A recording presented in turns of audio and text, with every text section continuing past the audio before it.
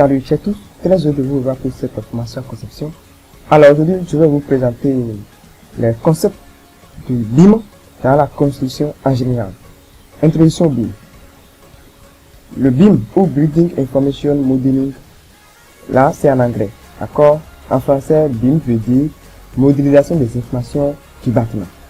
Donc le BIM ou Building Information Modeling est une méthodologie de gestion de projet dans l'industrie de la construction.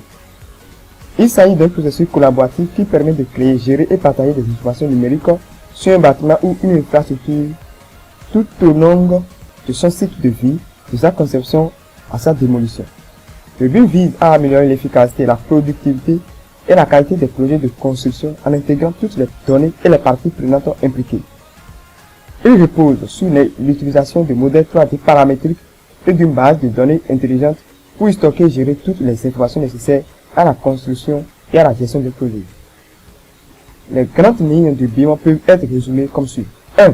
Le BIM utilise des modèles 3D pour représenter les bâtiments et les infrastructures. Les modèles 3D sont des représentations virtuelles détaillées des projets de construction.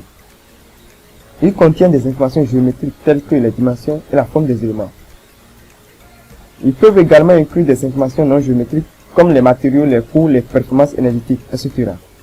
Les modèles 3D sont créés à l'aide de logiciels spécialisés tels que Revit, Archicad, AutoCAD, on a aussi Lumion, Maya et autres.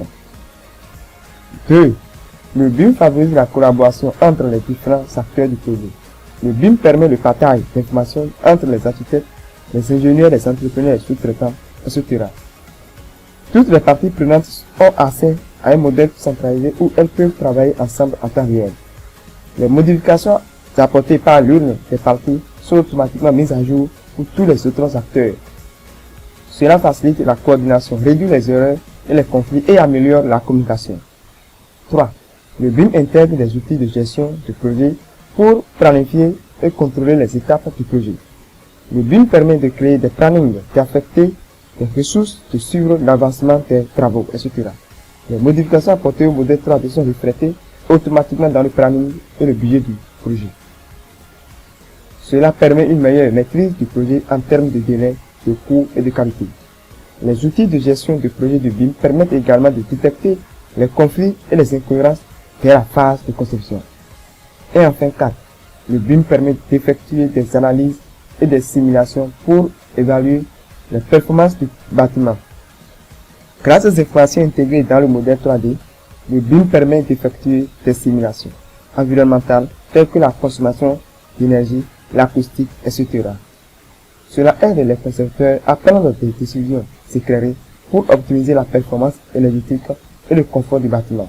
Le BIM facilite également l'analyse des coûts et l'estimation des quantités grâce aux informations stockées dans le modèle. Les outils d'analyse et de simulation du BIM permettent de réduire les risques, de minimiser les erreurs et de garantir la conformité réglementaire.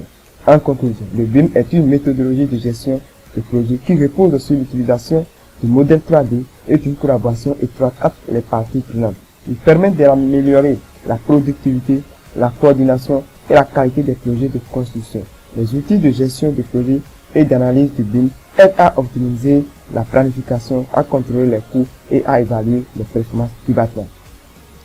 Alors, chers amis, voici donc la présentation rapidement du BIM dans la construction en général. Je pense que cette présentation vous aura été très utile. On se dit à la prochaine pour une autre vidéo de formation. À bientôt.